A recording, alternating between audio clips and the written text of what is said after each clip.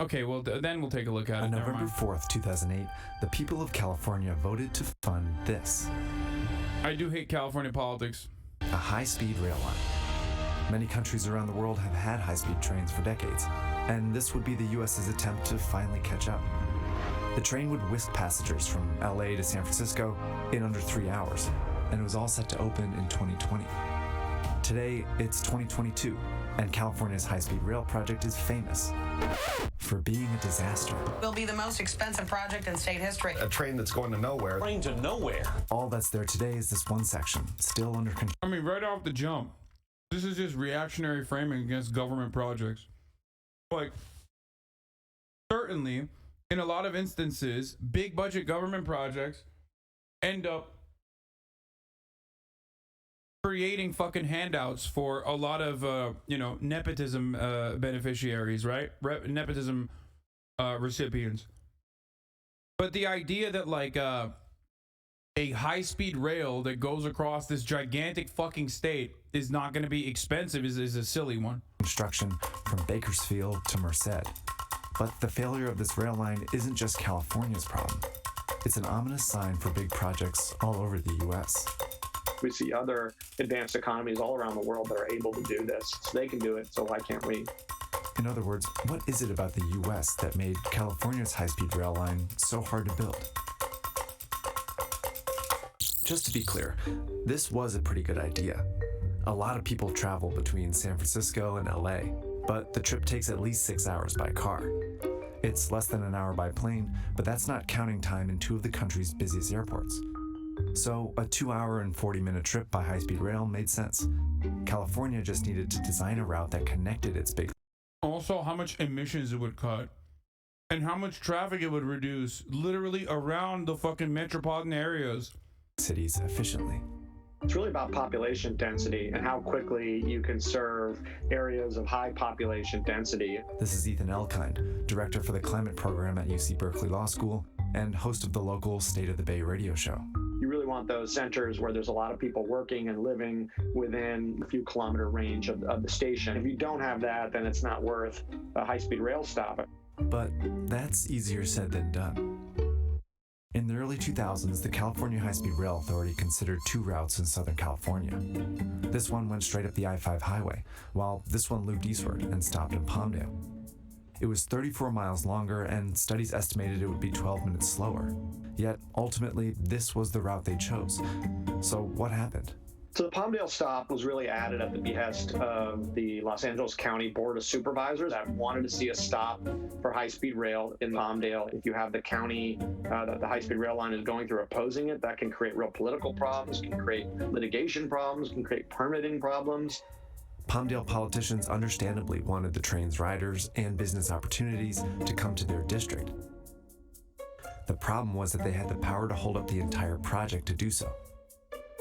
They have this power because the US government gives it to them. The US is a federal system, meaning powers divided between the federal government and state governments, which in turn grants some power to local governments. When it comes to infrastructure, a lot of the power and responsibility is often on this local level. That's a compromise that we make here in the United States. We believe in local control to some extent, representative democracy. The downside of that is when you're trying to get a project at this scale built, it does take. I mean, unless they fucking unironically advocate for, one-party communist development as an example of successful high-speed rail being built all around a vast and almost equally populous fucking state like China, I don't want to hear it. Yeah, oh shit, dude, I can't believe Palmdale has the capacity to hold up this fucking infrastructure development. Okay, steamroll them. Go to the houses of every fucking executive and go to the house of every local politician and be like, okay, sick, well, you don't like this? Okay, you're going to jail.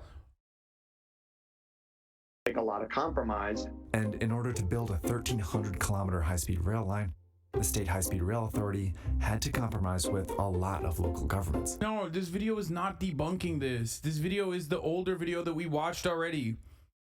Okay, and Alan Fisher also recognizes and admits that bureaucracy does play a role in this, but on the contractor side especially. In the Bay Area, politicians pushed for this route instead of this one, even though it was much more expensive and slower for travelers coming from San Francisco.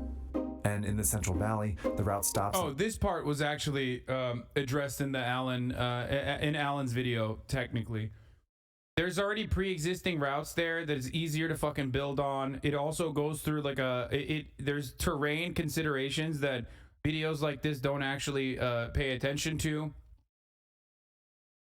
In all these cities, instead of going up this faster route, in order to ensure support from the politicians here. All of these little compromises. Wait, what the fuck? Isn't there? Wait, I don't want to get all crazy with it, but I'm pretty sure there's literally fucking mountains. Like, he's describing mountains right now. Like, yeah, I know this is a direct line, but like, has anyone ever asked why there are so many population dense areas right here and here and here, and not here and here and here and here? That's mountains. He's describing mountains. Have you heard of tunnels? Kappa? Wait, yeah. Oh man, you're so right. Yeah. No, you're right. It's actually much better to do a high-speed rail by literally digging into fucking mountains.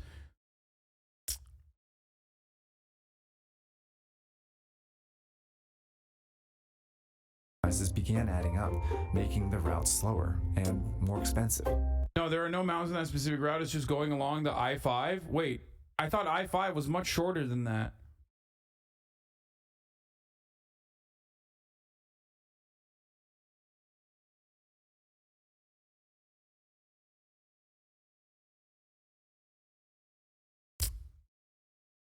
Or, like, it goes through this area? Hold on.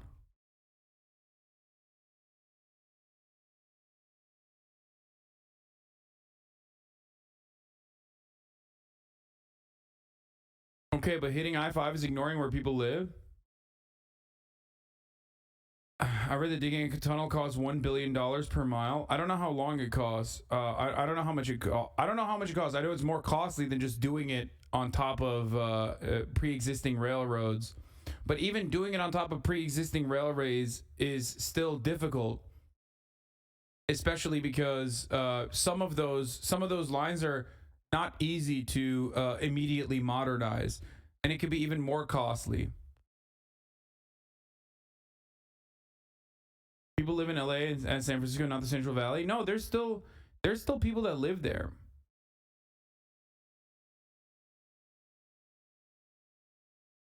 I think the reason why they don't do it past the I-5 is that, like, I thought that the reason why they won't do it past the I-5 is because of mountains. And even if it's the interstate, directly, I might be wrong. Hold on, I'm trying to pull it up. But from what I understand, even if it's the interstate, building a fucking railroad on top of the interstate or near an interstate is not as easy. And you still have to go through mountains. Just because I-5 might go through mountains doesn't change the reality that adding train tracks on top of it is still a significantly more expensive endeavor.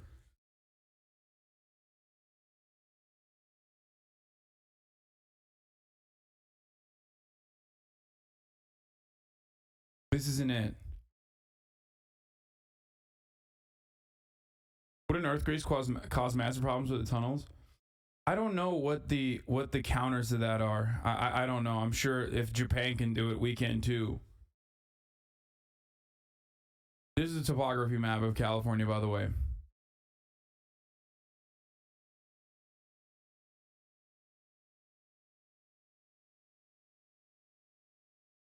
It looks straight, but it's too curvy for a high-speed rail. The I-5, that is. You need to make a lot of extra tunnels, expensive and shit. Yeah. That's it. The 5-4 through the Central Valley, which is surrounded by mountains.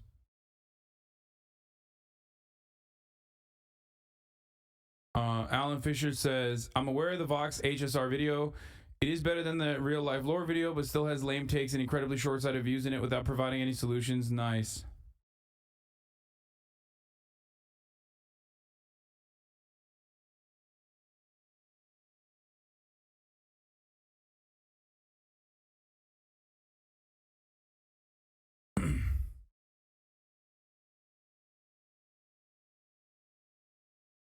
Gotthard Tunnel right now. Mountains are literally just a question of motivation.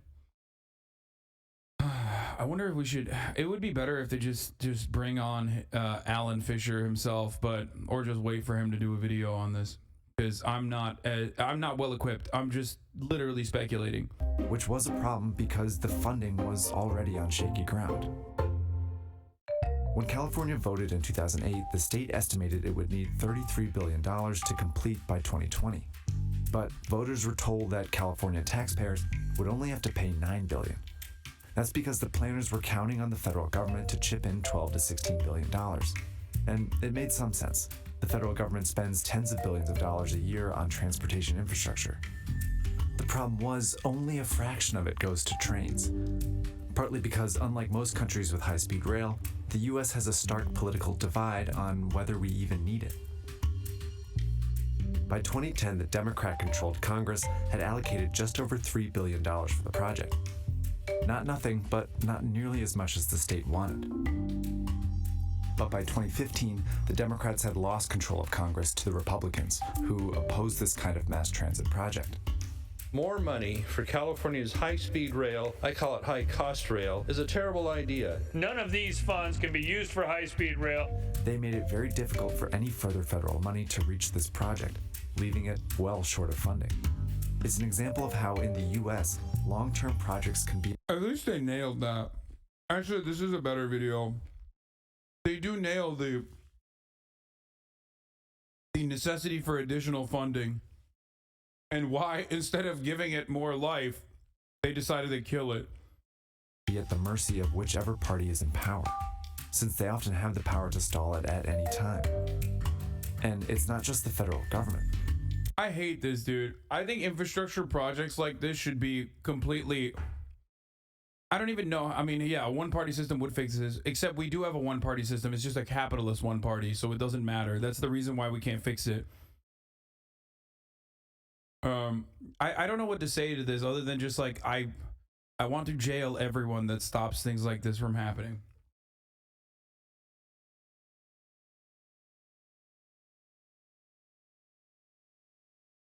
Sometimes you just gotta forcibly make this, okay? Sometimes you just gotta forcibly make it at the threat of, just at gunpoint. Private citizens can also hold things up. It took less than a year for people to start suing the California High-Speed Rail project. Many cases were based on a law called the California Environmental Equality Act, known as CEQA. CEQA requires the government to study the environmental effects of any government project, explore alternatives, and release the findings in a report. It's very easy to find a hole in that assessment and then file a lawsuit, essentially target practice for lawyers. Many of these lawsuits had... The whole thing was generally negative. It can be used as ammo for NIMBYs, which is the last thing we want. Also, most people in railroad construction know that the I-5 corridor would be terrible for HSR mainline because of how mountainous it is. I think the second part is valid. I don't think the diagnosis of the problems at multiple levels of government that HS high-speed rail construction to have problems are bad. NIMBYs will find excuses. Vox blames some localities for not allowing HSR through certain areas, which sounds anti-NIMBY. Because the problem is NIMBYs are vicious and will use any amount of negative light to their advantage unless this video is obviously calling them out. Liberalism got me thinking maybe we went too far with handing out rights. Never forget that liberalism also did not necessarily hand out rights to black people, so there was that too. What is a NIMBY? NIMBYs are not in my backyard, okay? People who are anti-urbanism, people who don't want additional construction to happen in their backyards because they don't care about creating more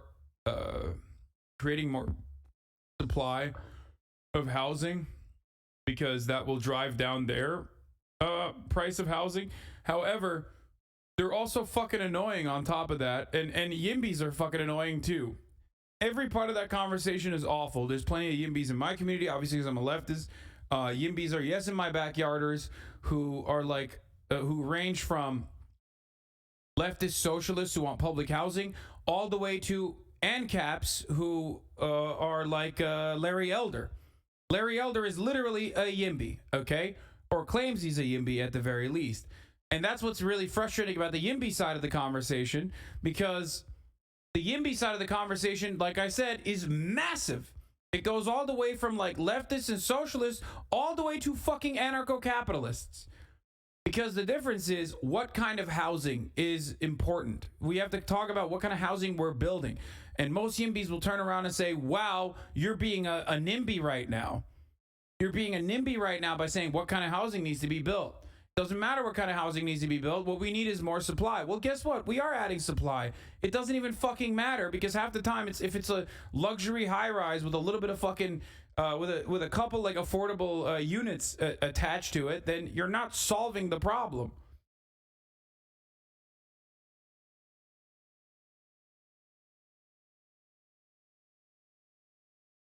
Anyway,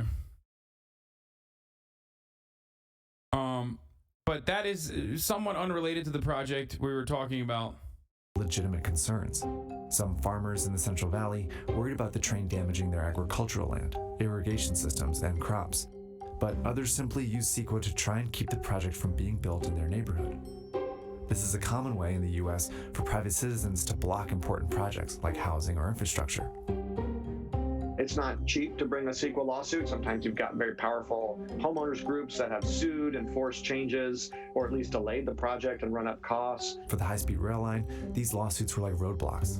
And in order to clear them, the state had to hire legions of expensive lawyers, which added time and costs. I think you do want to have a participatory system. You do want to have people able to say their piece, and you want policymakers to respond. Just that you don't want to get to the point where a hyper-local interest has veto over a project of really statewide importance.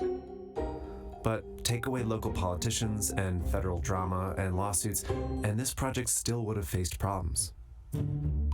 The state body in charge of designing and managing this project was the California High-Speed Rail Authority. There was just one problem. The High-Speed Rail Authority had never built anything like this. Whoops. Obviously, it's a tried and true technology globally, but it was new in North America when California tried it. Certainly, we didn't have the competence in-house how to build it here. When Japan and France were building their high-speed rail networks, they had legions of experienced engineers inside their governments. But the California High-Speed Rail Authority had to hire consultants and contractors to handle the design and construction. These consultants were 4 times the cost in some cases of what it would have cost to hire someone just to do it in-house. Another reason why the authority had to keep increasing the estimated cost of the project. Oh man, look at that. Another wonderful example of a failure that is public-private partnership. That's crazy. Dude, this is literally the reason why so many people like Juniper, Transgender Marks, and many others have said time and time again that America's not a real government, but just a bunch of fucking multinational corporations in a trench coat. It's just like the only goal, the only stated purpose of the American government at this point is just to literally fucking take money from you in the form of taxes and then hand it off, hand over fist to fucking whatever gigantic corporation is going to write you the fattest fucking lobbying dollars. I hate it. Just do something, man. Do anything. I fucking hate this so much. Which today is up to $113 billion to complete the whole line. But the state only has Brother, do you realize that socialist countries did those projects much worse? Brother, you are so right, dude.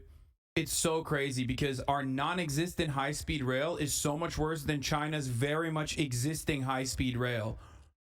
You're right.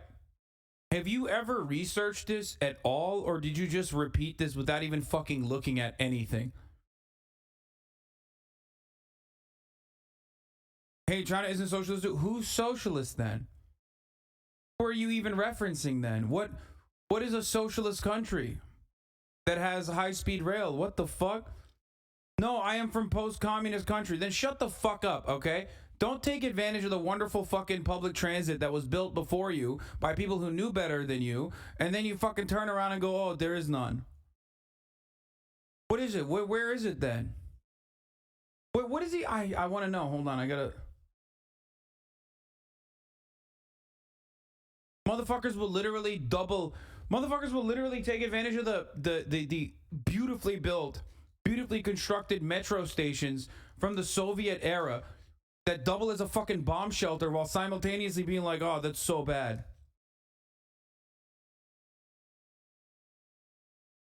Two things that benefited post-Soviet countries: incredibly high rates of home ownership, like personal home ownership, and adequate public transit in comparison to having nothing beforehand.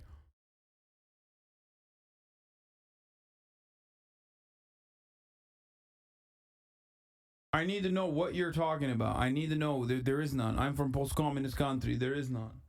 Oh, literacy rates too.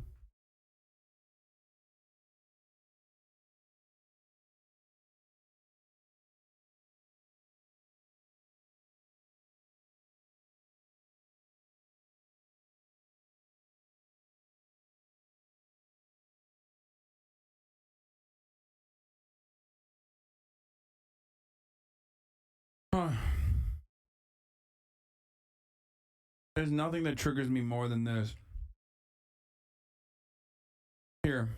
There you go, dude. There you go. Chinese railway map, 2008 versus 2020. Impressive growth. By 2021, the high-speed rail network in China stretches to 37,900 kilometers, while its entire rail track length runs for 141,000 kilometers. By 2035, the high-speed network will have increased to 70,000 kilometers. And even then, motherfucker goes, the problem is only to Beijing, the China railways has profit. All others have deficit. Thank you, Jerry. Thank you, Jerry, for your fucking feedback. Someone dial up. Hold up. Someone calls Xi Jinping, boys. Jerry's got it figured out.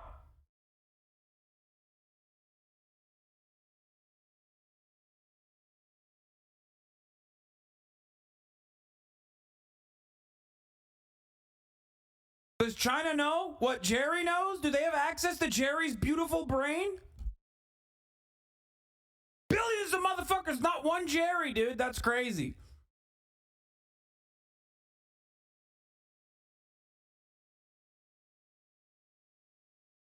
Once again, you know what else is not profitable? Roads, okay? It doesn't fucking matter. It doesn't matter. And also, the economic improvement of railways like this, if you think about the prosperity of a country and economic development and just development in general of a country, then this is significantly better than anything else that you could do with that money. Constantly engaging in profit-seeking attitudes and profit-seeking methods is literally the reason why America has nothing. We have dog shit infrastructure. We have nothing. That's the reason why we're a fucking third world country with a Gucci belt. Dumbass Jerry, shut the fuck up. Bro, you are not a corporation. What do you mean? The worst part is this is just a regular American, okay? This is just a regular old American dumbass. That's the worst part about this. A regular old American dumbass who's like, well, what about the fucking profit margins for these lines? Like, what? Dude, why do you care? What are you doing? Why are you saying this? Enough money to build this section in the rural Central Valley. Oh, I saw this. This was wonderful. I saw that. I retweeted this. Feel like Spain got a little too good at building trains and started going for some routes to places where nobody lives. That's what this motherfucker said, okay? Not as smart as you thought you were in the first place.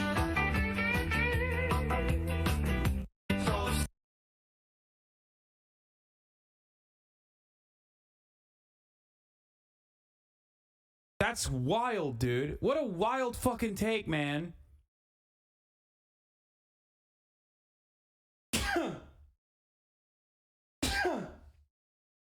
Why are we such fucking pieces of shit that we literally look at other countries that are successful in their fucking public transit initiatives and go, nah, not good enough. Shut up, potato head. The fuck do you know? Sit the fuck down and contribute to your fucking diabetes by eating McDonald's every day. Why the fuck do you involve yourself in business that does not involve you?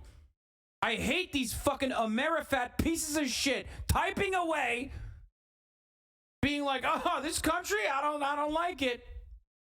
This is no different than that dumb fuck Jerry. The only difference is this guy gets fucking paid hundreds of thousands of dollars a year to write dumb shit like this, whereas Jerry's doing it for free.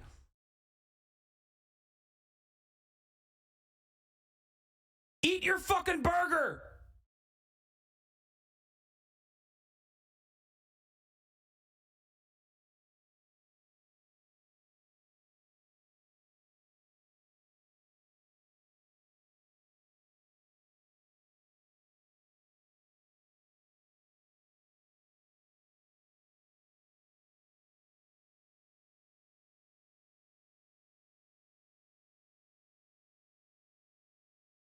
Yeah, anyway, sorry. Something that triggers the fuck out of me. Even if it can get the rest, it would probably take a few more decades to finish this project. The high-speed rail is a cautionary tale for really big transformative projects in the U.S. We need all sorts of rail transit, bus lanes, new renewable energy facilities, all the things we need to do to have a more sustainable and vibrant economy. But the U.S. is falling further and further behind its peers, because the political compromises, underfunding, lawsuits, and extra costs that hampered California's high-speed rail can also happen to any other big project the U.S. takes on.